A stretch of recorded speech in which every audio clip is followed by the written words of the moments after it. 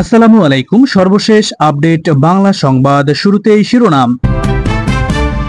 শুরুতেই জানিয়ে দেব গুরুত্বপূর্ণ একটি ভয়ঙ্কর সংবাদ। হাসিনাকে ফেরত পাঠাতে ভারতকে আমেরিকা কঠিন নোটিশ দিয়েছে, থাকছে বিস্তারিত প্রতিবেদনে। এদিকে ভারতে পালিয়ে যাওয়ার সময় যশোরের বেনাপোলে আটক হলেন ওবায়দুল কাদের ওরফে কাউয়া কাদের, থাকছে বিস্তারিত একটি প্রতিবেদন। এদিকে শতাধিক মামলার আসামি শেখ হাসিনাকে নিয়ে অস্বস্তি এবং বিরক্তে রয়েছে ভারত সরকার। সবশেষে দেখবেন আরাফাতকে সীমান্ত পার করে দেওয়ার চেষ্টায় 3 পুলিশ কর্মকর্তাকে বরখাস্ত করা হয়েছে। এতক্ষণ শুনছিলেন সংবাদ শিরোনাম, এবার বিস্তারিত। সাবেক প্রধানমন্ত্রী শেখ হাসিনার বিরুদ্ধে মামলা বেড়েছে, এমন পরিস্থিতিতে তাকে ভারত থেকে ফেরত চাওয়া হতে পারে বলে জানিয়েছেন অন্তর্বর্তী সরকারের পররাষ্ট্র উপদেষ্টা তৌহিদ হোসেন। তিনি সতর্ক করে বলেছেন, এমন ঘটনায় ভারত বিব্রতকর অবস্থায় পড়তে পারে। প্রতিবেদনে বলা হয়েছে, রয়টার্স টেলিভিশনকে দেওয়া সাক্ষাৎকারে পররাষ্ট্র উপদেষ্টা মোহাম্মদ তৌহিদ বলেন, শেখ হাসিনার বিরুদ্ধে অনেক মামলা হয়েছে, তাই তাকে বিচারের মুখোমুখি করতে চাওয়া হতে পারে। তিনি বলেন, শেখ হাসিনার দিল্লিতে থাকা ভারতে থাকার প্রশ্নই আসে না, কারণ তার বিরুদ্ধে অনেক মামলা হয়েছে।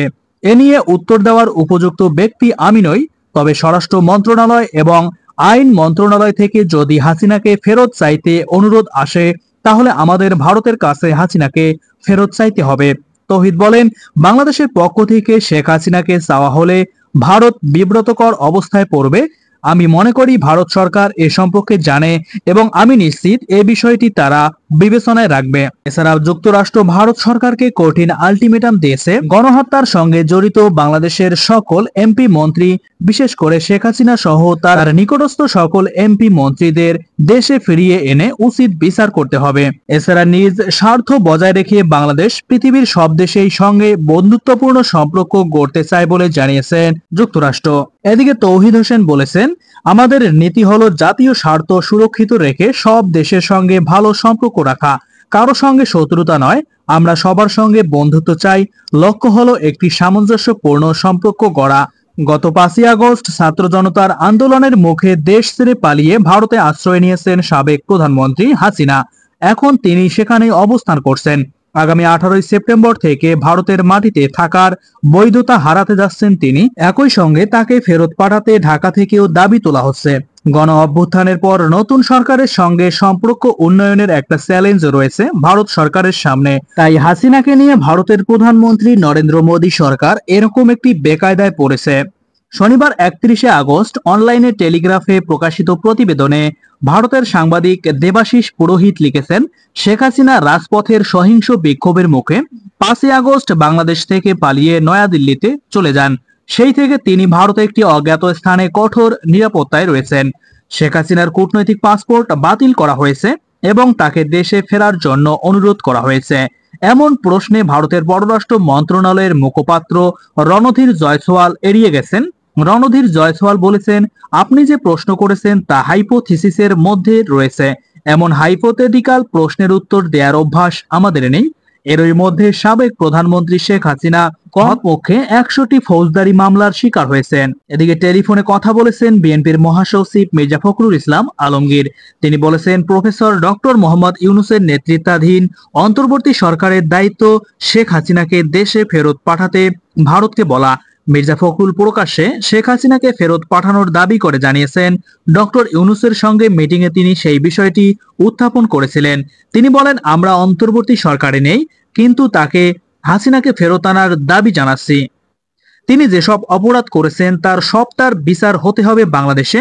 তাকে অতি শীঘ্রই বাংলাদেশে ফিরিয়ে এনে তিনি এবং তার সকল এমপি মন্ত্রীদের বাংলাদেশে ফিরিয়ে এনে আন্তর্জাতিক বিচারের মুখোমুখি করে ফাঁসির কাস্টে ঝুলাতে হবে।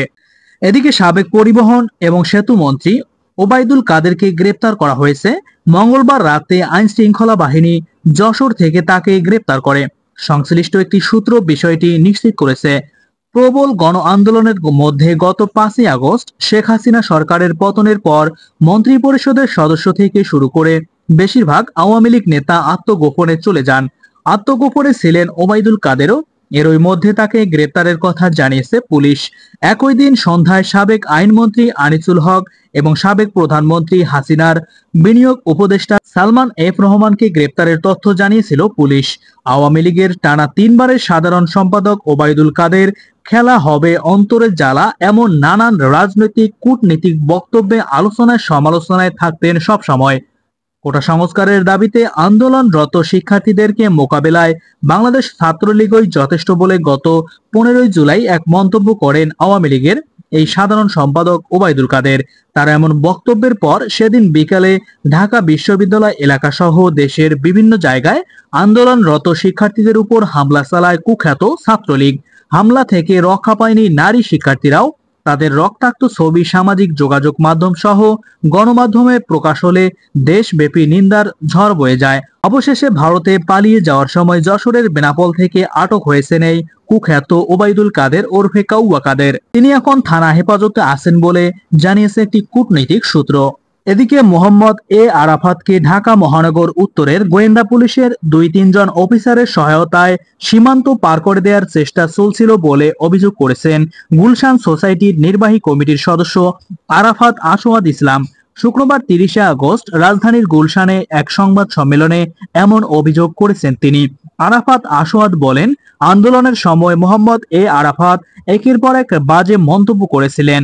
শহীদ আবু সাইদ এবং শহীদদের মাদকসেবী বলেছিলেন।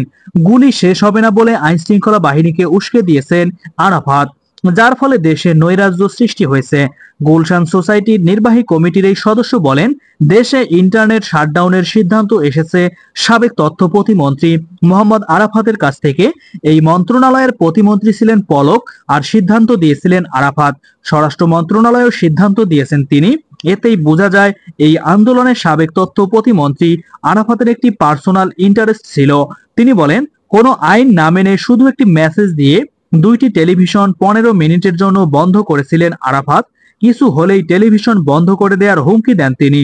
এছাড়াও ফেসবুক বন্ধ করতে তা কর্তৃপক্ষকেও হুমকি দিয়েছিলেন এই আরাফাত। অবশেষে আরাফাতের সীমান্ত পার করে দেওয়ার চেষ্টায় 3 পুলিশ কর্মকর্তাকে বরখাস্ত করা হয়েছে।